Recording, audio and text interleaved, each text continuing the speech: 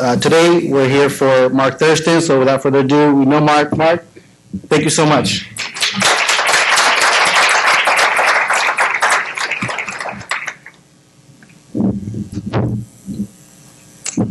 Well, good morning, everybody. It is good to be back in front of a live audience, and I appreciate you guys inviting me back this year. So I know that one of the popular features that I have every year are some of the crazy things that we've seen during walkthroughs, and this year we have one home run here. This actually is out at the Golden Valley Apartments out on Hosking Road. You wouldn't necessarily expect this at a $1,600 rent, or actually I think they're $1,900 now. But this was actually taken from the front door. That was as far as I could get into this particular unit. And I was told that this was a nurse. And we had seen pictures of this unit actually like 9 months earlier, and it didn't look anything like this. So apparently a lot of stress going on there. So today we're going to jump into talk about the stats on the market. We're going to talk about the storylines. Then we're going to talk about my forecast or prediction for this year. And then finally, we're going to wrap up with Marc's soapbox. So let's get talking about the numbers. So last year, we were at $119 million in total sales. This was up 12% from the previous year. There was a total of 1,201 units sold. That represents a 2.74% increase over 2020's level. The gross rent multiplier rose from 9.97 up to 11.21. So a pretty significant jump for 1 year. Cap rates. Our average cap rate last year, we saw compression from 5.24 down to 5.14%. And the range of cap rates were, the lowest one I saw last year was 3.4%, and the highest one was 8.45%. Average price per unit for fourplexes. We ended the year at $118,428, which represented a 9.45% increase. And I'll talk about it here in just a minute, but at this point, we still have not hit the high point in the fourplex market. So we still have some room to go there. Now on the 5 to 10 unit, or actually 5 to 30 units, I'm sorry, this one did set a new record last year. So the current all-time high number for that is $88,808, and that was up 12% over the previous year. 31 plus units. This segment of the market has been very quiet the last 2 years. And so having hit the all-time high in 2019, the prices have settled back over the last 2 years. And so it was just down slightly this last year, 0.39%. So our 20-year average in the market right now, we have an appreciation rate over the last 20 years of 7.67%. But last year, we did establish the new highest average price of all time. So we broke the record that had stood since 2007. The new average price in Bakersfield is $108,527. And so we finally broke through. I mean, if you think about that, that took us 14 years to recover for the market. That's a long recovery. Watching the values last year were really interesting. We started the year, January, February, we actually had negative appreciation. And then starting in March, moving forward, we started picking up steam really, really quick to the point where we broke the record in May. Then June and July, the market continued to climb until we reached mid-July. And from mid-July through December 31st, values in Bakersfield were actually flat. So despite all the demand, prices actually stopped climbing. So I thought that was a really interesting stat. So how far has the market recovered? This will probably most likely be the last year that we're able to use this particular slide.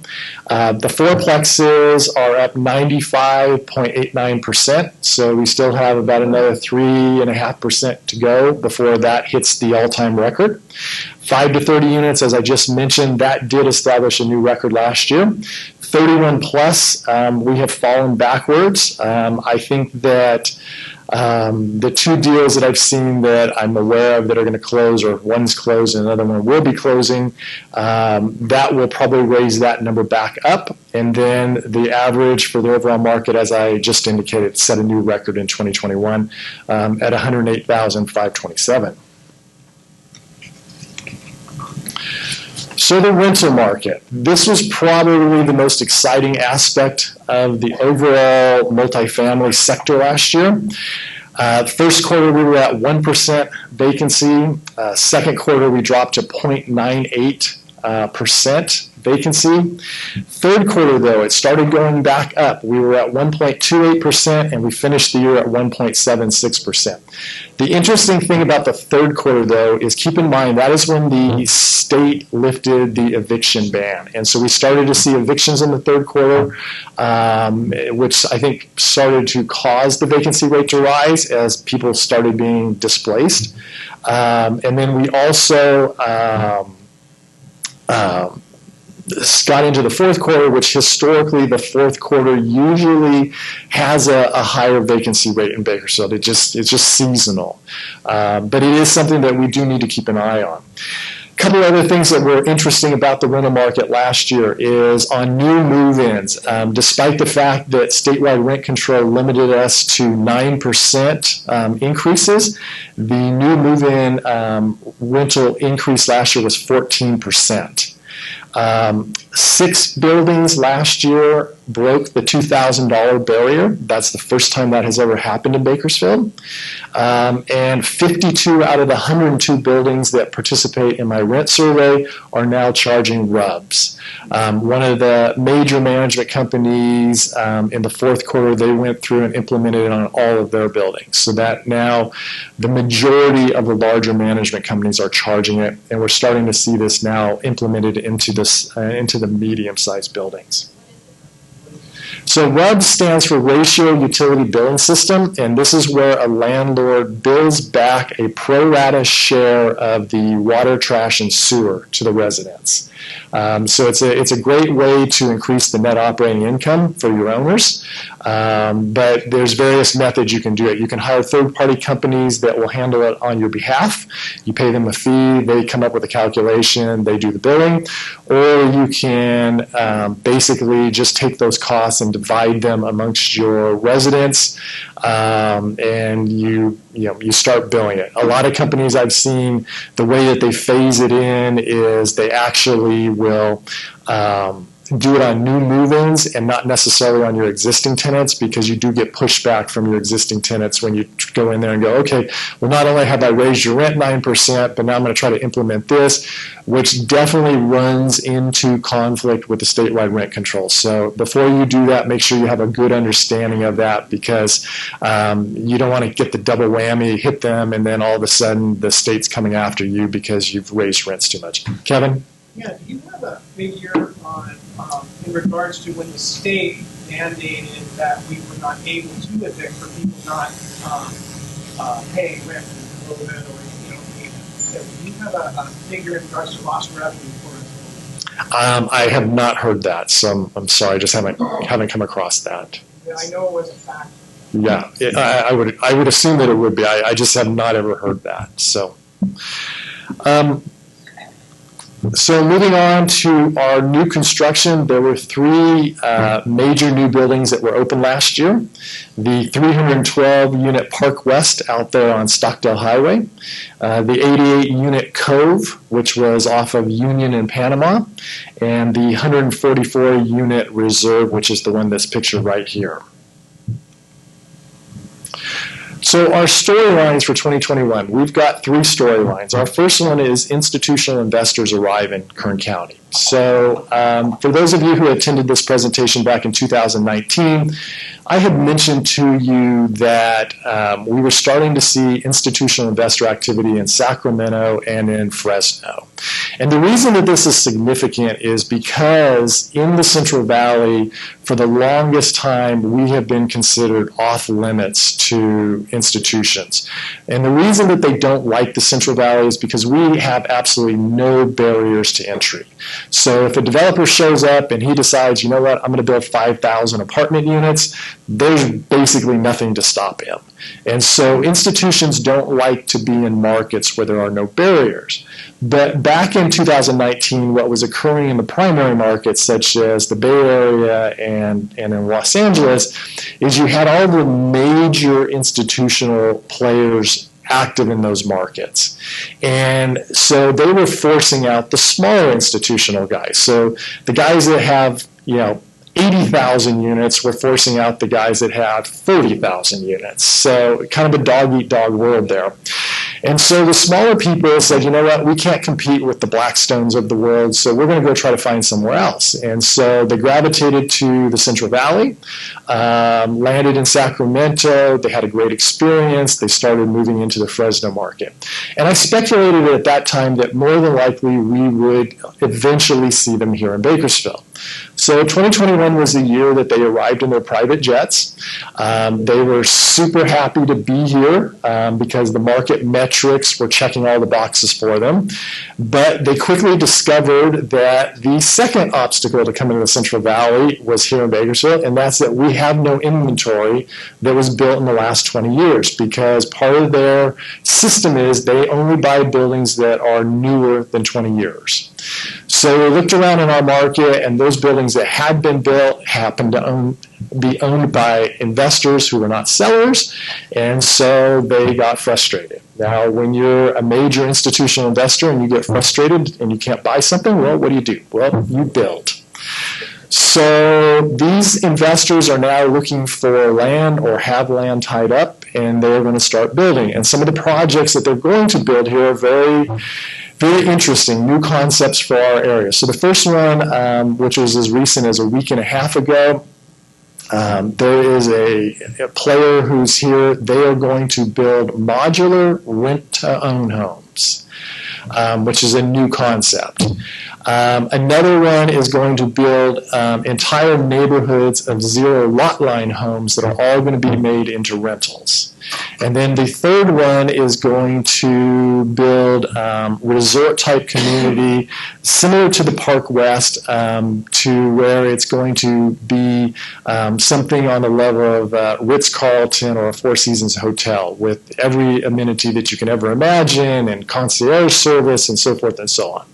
So in the next 3 to 5 years, it'll be fascinating to watch these units come online and to see how the market absorbs them.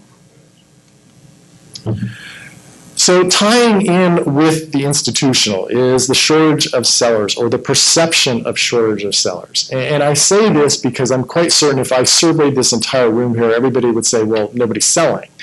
And clearly last year, the demand far outstripped the supply of properties. But the thing that's most important to note, though, is last year there were 178 apartment buildings sold that were 4 units or larger, which is the highest number of sales that we've actually had since 2012. And the reason that it didn't exactly land on everybody's radar is because 27% of all sales last year were off-market sales. And the off-market deal is very consistent with the same number that we're seeing on a national level. And while it's a great way to try to cultivate business, it's not an easy way. And I will share this story with you. So last year, I had several investors who aggressively wanted to buy stuff here. And so over a 4-month period last year, I wrote 5 offers for $238 million. And the 5 sellers looked at me and said, Marc, great offers, but we're not interested. Now, obviously, I was disappointed. My buyers were disappointed. But at the same time, I completely understood it, because when you look at our market last year, it's the perfect storm to be a landlord. 1% vacancy, 14% rent growth, interest rates in the 2 or 3% level. And if you do sell your building, what are you going to buy? There's nothing to buy. So I get it, I understood it, but it obviously can be somewhat frustrating. So when we find ourselves in this type of environment, we start to see very creative and crazy terms out there. And I've heard from many of my friends that are in the residential side that there's been some extreme behavior. Hadn't necessarily seen it in the multifamily side until the third or fourth quarter last year, and then it started getting extreme. And the example I'm going to give you guys is a listing that I have out in Southwest Bakersfield, the Casa Victoria Apartments. This is an 81-unit building that was purchased in 2004. The gentleman that bought it, he self-managed this building up until he passed away. He left it to his sons. The sons have attempted the last 3 years to try to run this. Been a very frustrating experience for them. So in August of last year, they made the decision, you know what, we're going to hire professional management. And so they hired a management company. The management company comes in there. They recognize that the rents on this particular building were 48 to 51% below the market. So, and they had 4 vacant. So they couldn't even rent the units at that far below the market. So the management company comes in there. They kind of do a very quick fix-up of those 4 units. They rent them at the market level.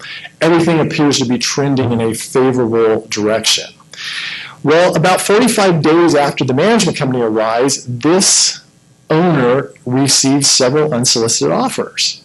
And they got them thinking, and we had a meeting, we talked about them, and the family decided, you know what, let's just sell. We're out of here. And so I asked them, I said, well, what price do you guys want?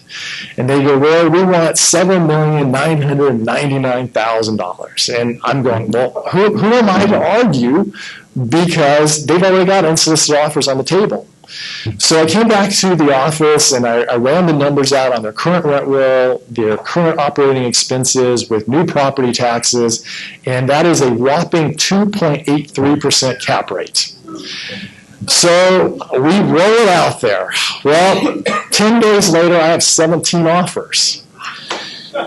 Of those 17 offers, 16 of those were from professional full-time investors. The 17th was from a doctor who wanted to be a full-time investor. The offers spanned 30% between the lowest offer and the highest offer. 13 of the 17 were at list price or higher.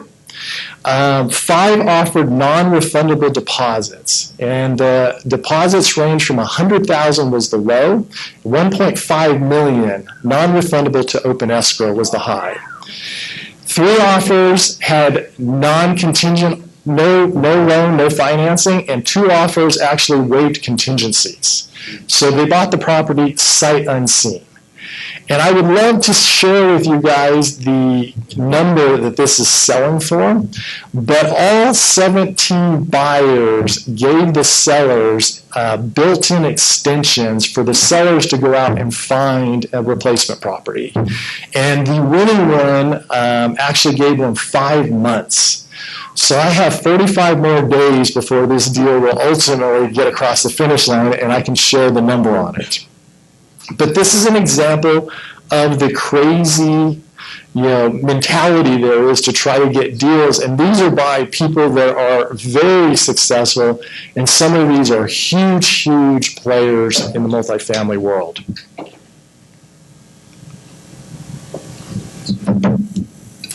So next we're going to talk about the forecast.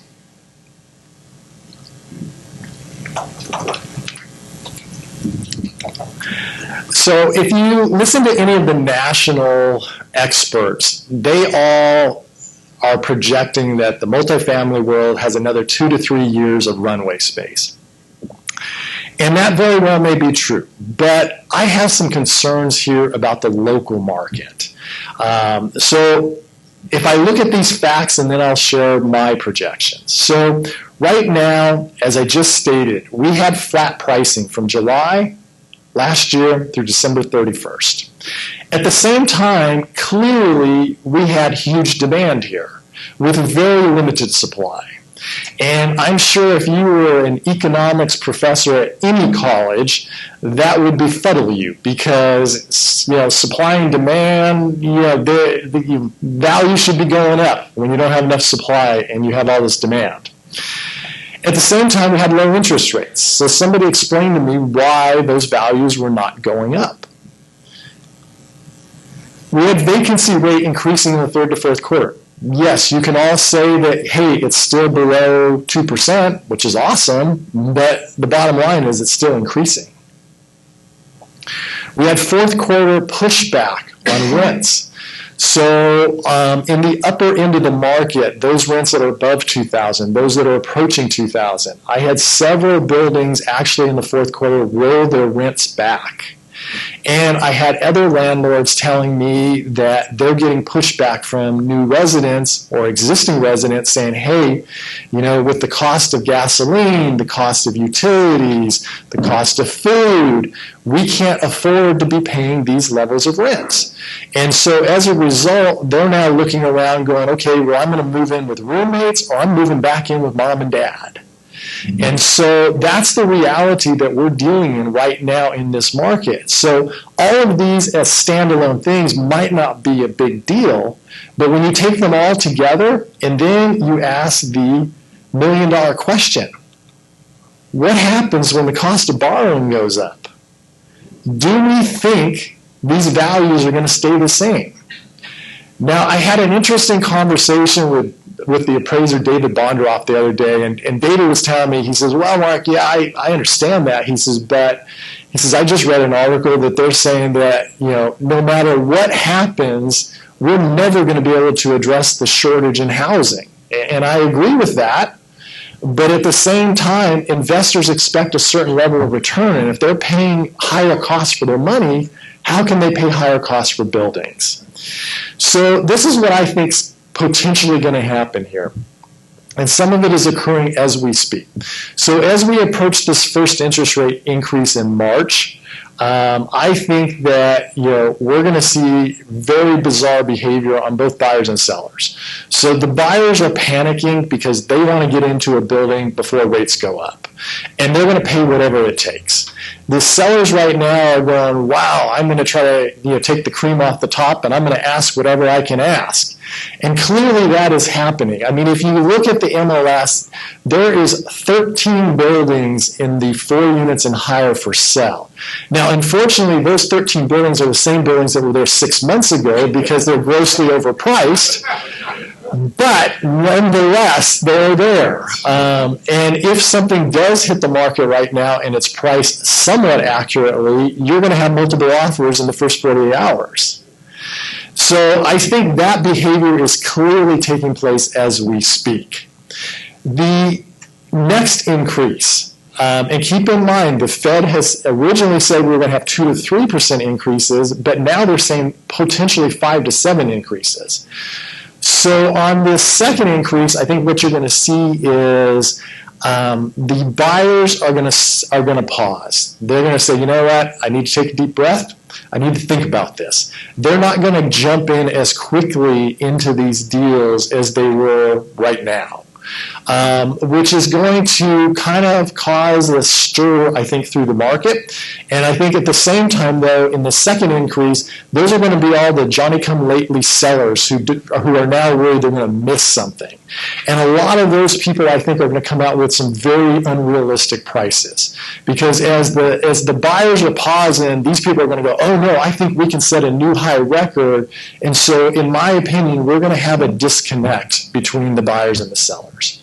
Now, when we get to the third and beyond increase, that's when I think we really start to see the shift in the market.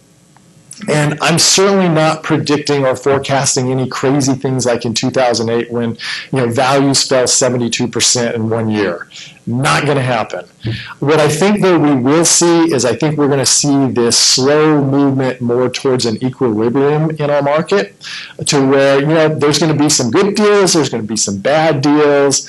People might pay a little bit too much, but they also might find some opportunities where they make a decent buy. So that's what I'm expecting. Now, whether this takes place over 12 months, 18 months, 24 months, I don't know. But perhaps it will match what they're saying on the national level. But I do feel very strongly that right now the market is starting to shift. Where it goes, I don't know yet, but it is changing.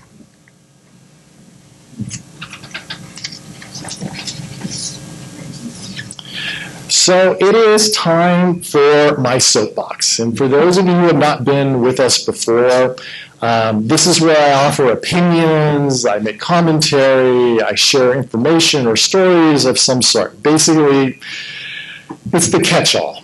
So this year we're going to talk about me, we're going to talk about elephants, and we're going to talk about mindset.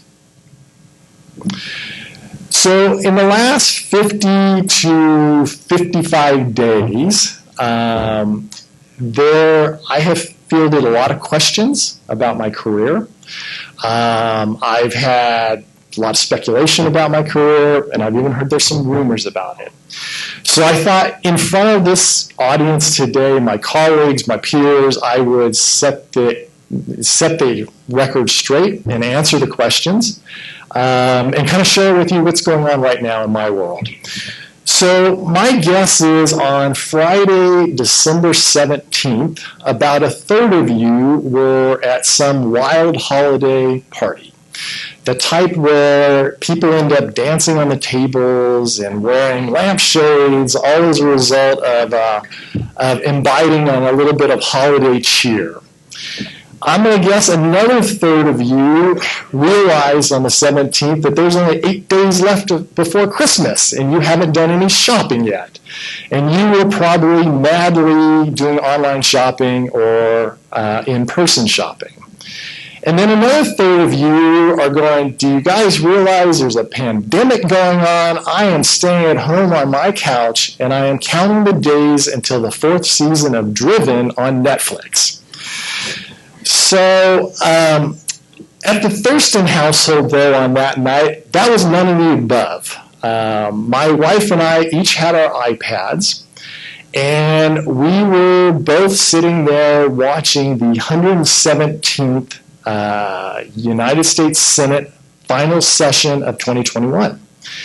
And the reason we were doing this wasn't because we couldn't find paint to watch dry or grass to grow, but we were closing one chapter of our lives and we were opening a new chapter. And what had taken place is 90 days earlier, my wife had been nominated by the President of the United States to become a district judge for the Eastern District. Now, thank you. For those of you who forget your 8th grade government class, a district judge is the highest trial court in the United States. And in the Eastern District, which is the busiest district in the United States, that is the equivalent of playing in Yankee Stadium in Major League Ball. So you get nominated by the president, then you have to be fully confirmed by the Senate. And so this had been a 13-month process that she had been going through, and this was the last opportunity of the year before you start the process all over again if you don't get confirmed in your calendar year. And so we were watching, and that night at 11:50 Eastern Time, she got confirmed 36 to 24. So, thank you. So 5 days later, the Bakersfield Californian learns of this. Yeah, a little slow on that one.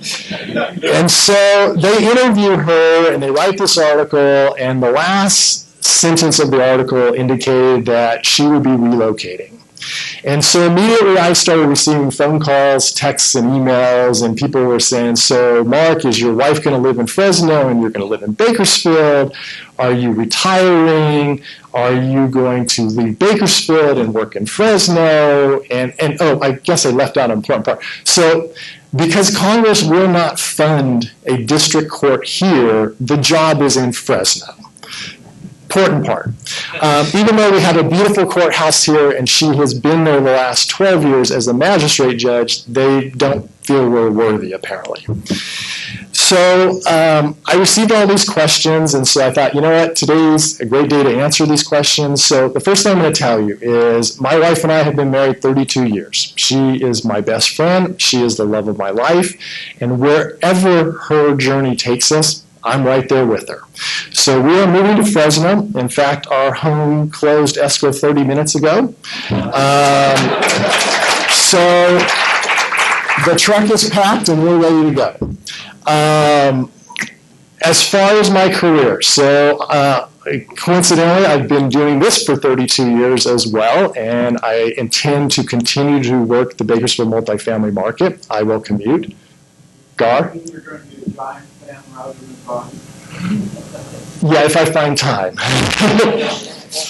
So I will continue to commute and serve the landlords of Bakersfield just as I have. And in fact, kind of on an exciting side note of this, over the last probably 10 years to 15 years, I have been looking and kind of very subtly trying to find somebody that I can actually partner with, somebody that I can mentor, somebody that I can teach how to invest, and somebody that I can develop as a multifamily broker.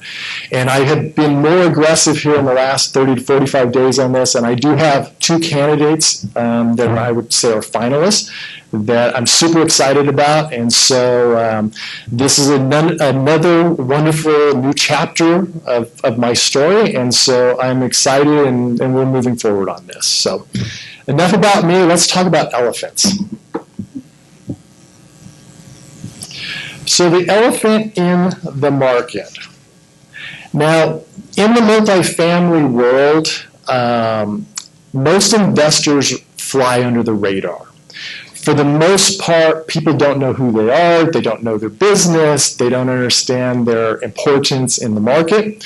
But we are on the cusp right now of having two investors really redefine the rental market as we know it. And so I thought that it was important to bring this to your attention because the influence that these two companies are exerting on our market are going to change the landscape. So the first one is RGF Properties. RGF Properties is the fourth largest investor in Bakersfield. Right now, they currently have 19% of the Class A and Class B plus market share. But they are aggressively building new units, and in the next 24 to 36 months, they're building 1,000 new units.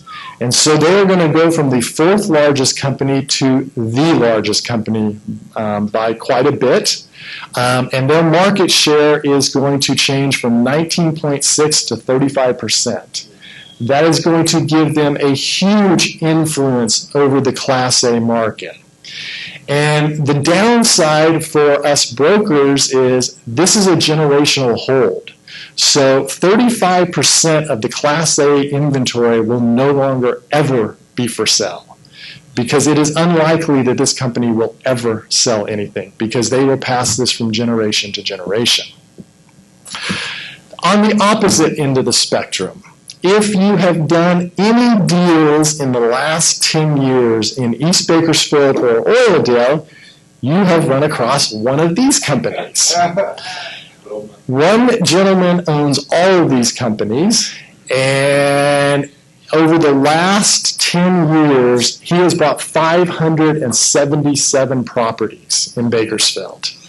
So if you are in East Bakersfield or Oildale, you have more than likely either done a deal with him or you have used the comps that he has established. And he has done so many deals in those two markets, he has now established the comps in those areas. Now, unfortunately, fortunately or unfortunately, I guess depending on where you sit on the fence, those two markets have such fractured ownership, he does not yet have a controlling influence over the rents, but I can guarantee you if anybody is in those neighborhoods, they need to mirror his rents because he's pushing them all the time. And this particular gentleman, he is a broker. He is what I would say is the most disciplined buyer I have ever met in my career.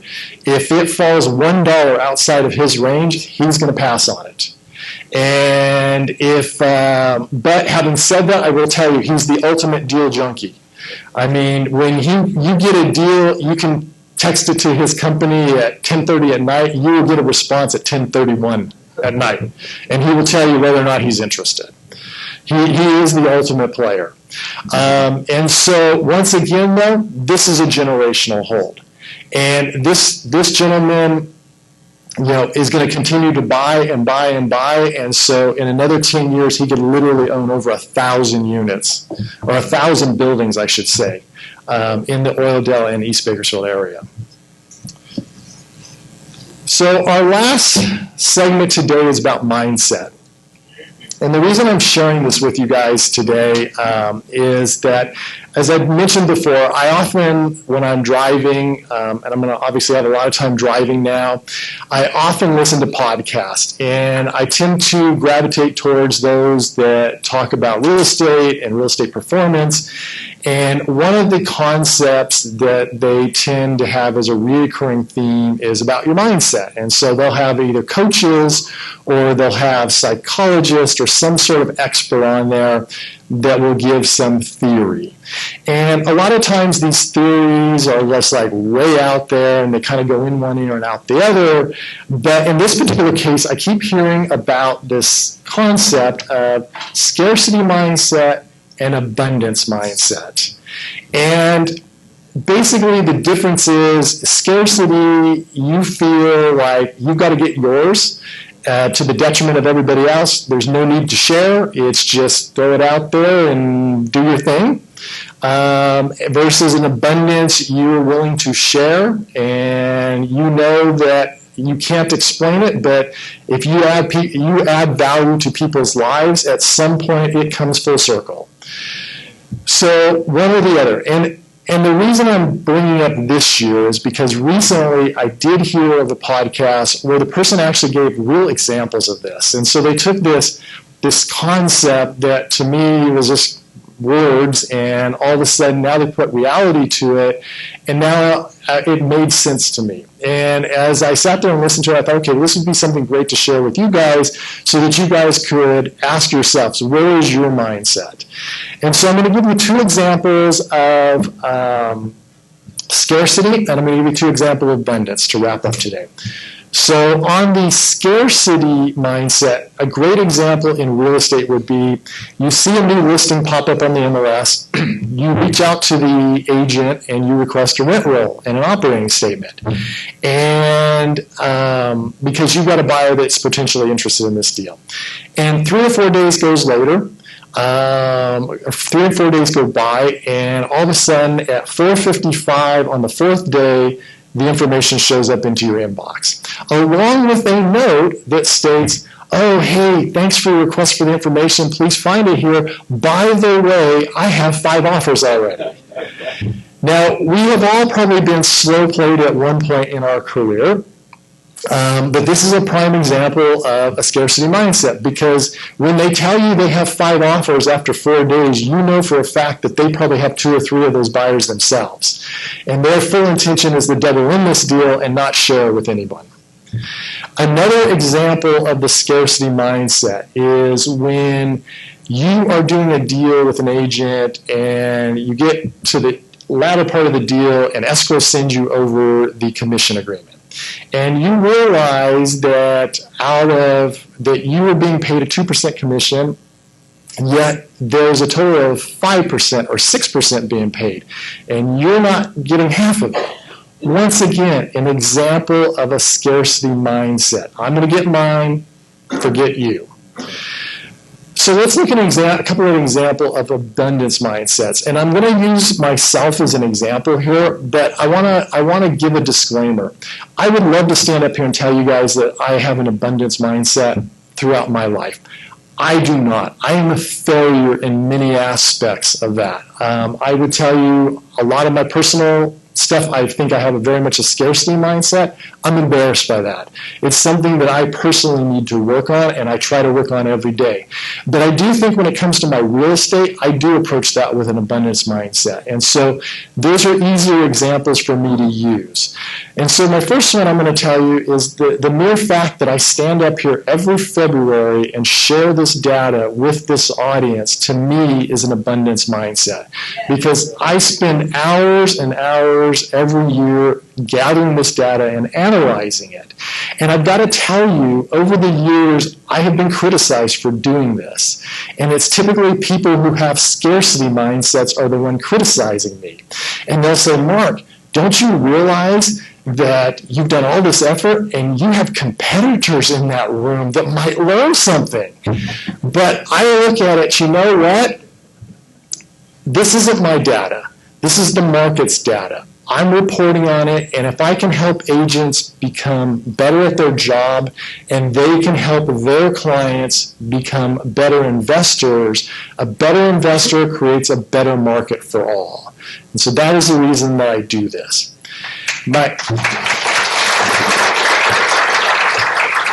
Thank you.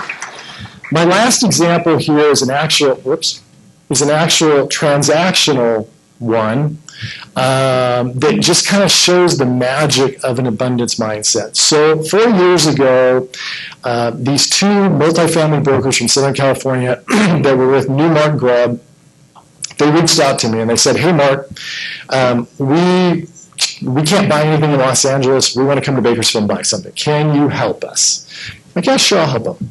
So I shared with them market information. I helped them analyze a handful of deals. And at some point in the process, they ended up looping in this property manager. And this gentleman was super, super nice guy. And so I shared with him the same information that I was sharing with these two brokers. And lo and behold, after a couple months, the brokers ended up deciding, you know what, we're not finding anything, so we're going to go elsewhere.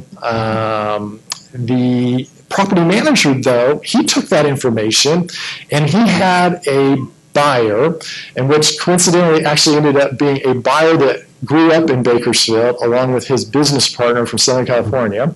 And they took that information and they bought 10 fourplexes.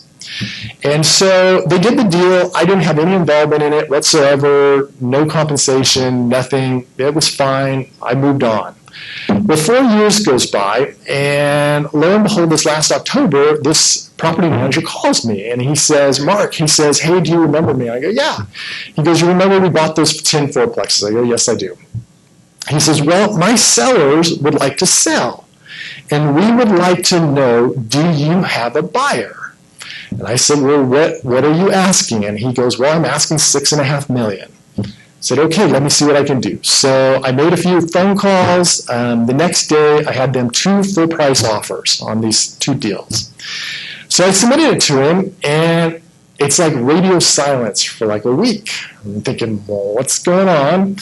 And out of the blue, he calls me 7 days later, and he goes, Mark, he goes, hey, I just want to thank you for those offers. Those were really nice offers. And he says, I'm going to tell you this. He says, we're going to accept one of those 2 offers. And he said, the other thing I think you need to know is you're the only person we're talking to. I go, well, that's awesome. And I go, okay. And he says, well, the reason is, he says, 4 years ago, you had no reason to help us. But you helped us 4 years ago, and we've never forgotten that. And so when my sellers went to sell, we decided you were the broker. And so that's why we came to you first. We appreciate these 2 offers, and we're going to make a deal here. And so ultimately we did. The deal closed last week, and it just gives a great example of coming full circle on this abundance mindset. So I would encourage everybody, as you look at your business practice, make a decision. Do you have a scarcity mindset or an abundance one? And if you choose abundance, I think good things will happen to you. So thank you very much, and I'll be happy to answer any questions that somebody might have.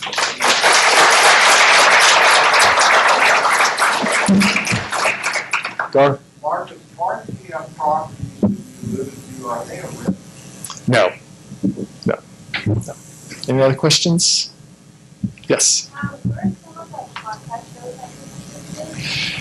You know, I like, my favorite is actually Brian Buffini. He recently changed, he had been doing straight real estate, and then he kind of got into, I think it's called Living the Good Life now or something like that, but he seems to get really fascinating guests on there. So I like that one. I like Tim and Julie Harris. You know, the only thing I don't like about them is they're a constant EXP real estate, you know, narrative, but beyond that, I think that they've got good information and they're in touch with the market really well. And you mentioned oil and East Bakersfield. Overall, what is your mindset around what is being considered more for multi-units in Bakersfield? Southwest, northwest, southeast, something like that. Okay, I didn't follow. So you had mentioned the. Then like where is more inquiries about making a new apartments? Oh, as far as building new apartments, that's a great question. So with the cost of construction right now, you basically have got to be either northwest or southwest in order to justify getting those rents. The gentleman that built out there on Union and Panama, you know, he builds for himself, and he's been a builder here in the county for at least the last 20 or 30 years. And I understand he's got subs that are very easy to work with. And so somehow he was able to build that affordably enough to where Southeast Bakersfield rents could support that. But I think that is an anomaly and not the norm, because I'm hearing to build, you know, call it a market level building. So, you know, like the one that I showed you, a nice building, you know, B plus to A type building.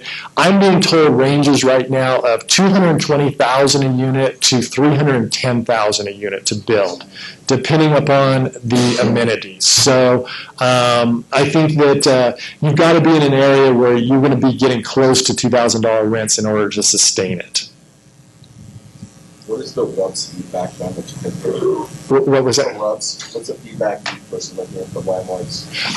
I think that on the feedback on the RUBS is those that have phased it in slowly have had a much better reception. It's just, this is just natural, versus some of the companies have tried to come in and, you know, do a blanket enrollment of the RUBS program across all units, and those are the ones that get more pushback on it, because now all of a sudden you've got the ear of an entire building annoyed about it, versus if you're doing it as the units turn, it's only one person and hopefully they don't know anybody else in the building, and so it's a much more peaceful transition, and then it just becomes normal. And, you know, yeah, it might take you, 3 to 5 years to get the entire building there, but I think that that's probably, as long as you've got a long-term mentality to it, that's probably better off. So the RUBS income that the owner gets back, is that included in the rent increase cap? I've been told that it is. Yes. Yeah. So you've got to be sensitive on that. Now the good thing is, once you have the RUBS in place, the following year, well, now you can go back to just focused on raising your rents the 9%, and you've already got that built in. Yes. What is the quickest formula to figure out if the building is quite Oh boy. Actually, that's a good question, because, I am, as you can tell, I'm super anal about numbers, and I love my numbers. And when I do an analysis of a building, I used to do it in two phases. I would do the financial analysis, and I'd crunch every number and analyze all that stuff, and then I'd do the sales comps. But in a market like we're currently in right now, nobody cares about the financial analysis. It's just they want to be in the game. And so I am much more heavily relying upon the sales comps at the moment, because it seems like it doesn't matter what I put out there. For example, the 81 units, who in their right mind is going to buy something at a 2.83 cap rate in a rent control environment that you can only raise rents 9% when you're 50% below market? And I've got to tell you, the 2.83 isn't even remotely close to the number it sold at. I mean, the cap rate is approaching 2% on that deal. So, the financial analysis, well, a true investor at the end of the day will ultimately rely upon it. But the vast majority of people that are buying right now, they're buying on emotion. And so, you throw it out there and they've just got to have it. And they'll pay anything. I mean, let's look at some of the deals that have been done over on Serrano. And I mean, not to pick on a bad street, but Serrano is a scary street, and people are paying in the $500,000 range for 800 square foot, 2-bedroom units in an area where if you're there after 10 o'clock in the morning, you're taking your life at risk. You're all welcome, because ours did not appraise. The guy still bought it, and now people are selling for $500,000. Yeah, it's crazy. No idea how. Crazy. Any other questions? Yes. You mentioned way back on rent before report. Yes. And so I found that to be incorrect. And I know that a lot of the times when the market basically one of the main factors is supply and demand. You did mention several larger units that came online last year. Are there any others that are in development that you can mention?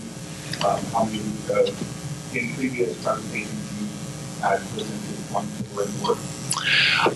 Well, as I mentioned, the one developer, they've got 1,000 units in the pipeline. I know that one of the institutionals that flew in here, they have 1,000 units being built. The one that's doing the resort type, I believe they're going to be 300 to 400 units on their building.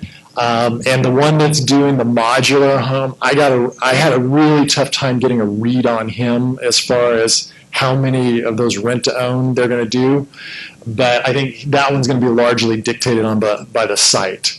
Beyond those, you've got the ones that Austin Smith are doing downtown on Q Street. There's those two buildings. Is he the same one that's doing the rocks down the street? I believe so. I was told that yesterday. And then I've been told that Andy Fuller has another building that they're moving forward on a site as well. So I think that, we could look at the pipeline and say that there's easily 3,000 units that are realistically going to come to fruition in the next, 3 to 4 years. Any other questions? Yes.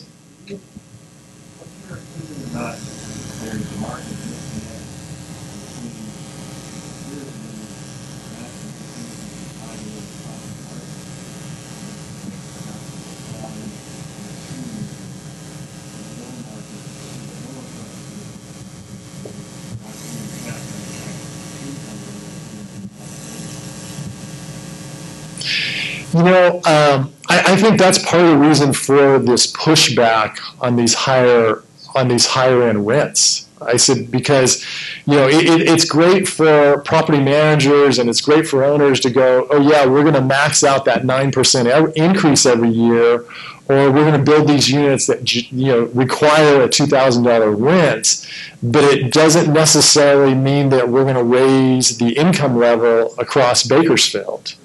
And so, unlike a Los Angeles or a Bay Area where you have this huge wide range of incomes, let's face it, the Bakersfield is a fairly narrow. I mean, you got some people at the very upper end and you got some people at the very lower end, but everybody's kind of more towards that middle low. And so I think that these landlords, they do have to be sensitive because there is basically a built-in ceiling because people just can't afford it here. And until we get jobs or a job base that has a higher salary, that's going to be a challenge. And you can go off in the whole tangent, well, we're losing all these energy sector jobs that pay $80,000 or $90,000 a year for somebody that's a high school graduate. That has a trickle-down effect into the housing. And so that's something that we need to be cognizant because, the Amazon employee that's making $32,000 a year is not your oil company guy that's making $80,000. And so, as great as it is for our economy to be diversifying into logistics, unfortunately, those logistic jobs just don't pay the same level that, we're displacing at the moment. Yes? This bill is the long-term. What runway does this neighborhood for rent development model have in this market? Since I haven't ever seen it before, I don't know. I'm being told that it's gaining a lot of momentum in Texas and a lot of momentum in Arizona, and that they're looking for similar type of markets, and so that's why Bakersfield's landing on people's radar. But I would probably encourage you, if you did research in either one of those two areas, you would probably get more insight into that. But it's a brand new concept that I've just not come across before. Mark, for those who didn't hear, out of the current city, and but all the came out, and I found out a couple months ago, even now represent investors buying homes in the city for rent. Before you have to own a home, the present law is 5 years. Now that's changed by the market real estate. As long as your tenant is 55 years and older, you can buy a home as an investment in the city. There's 1,300 homes today. So keeping an eye on that, that might be something also. Yeah, I would tell you guys that's gold right there. If there's nothing you take away from today, from what I've said, what Gar just shared with you, that's a home run. There is a 25% cap. The current city council is able to negotiate. Presently, 18.2% of the homes up to 1,300 homes are rentals. So there's room for 7% more investor homes there as long as your tenant is 5 years. Yeah, home run right there. Home run. Yeah. There are also 17 self-associations, condo associations. We named some of them. So in addition to those single-family residences, there are also condos. And they're very different. And Mark? Yes. I wanted to congratulate you on your wife's Thank you. job and your house closing in Fresno. Thank you. If you're going to sell your house in Bakersfield, I know you're real. Appreciate that. Actually, we sold our house 2 weeks ago. It sold to the first buyer. It was the absolute dream fantasy. We got full price, all cash, 7-day close. So, and they let us lease it back for 29 days. So, yeah, we couldn't ask for any more. We were very blessed. Yes. If you guys invite me, I'll certainly come back. So, anything else? Okay, well, thank you all.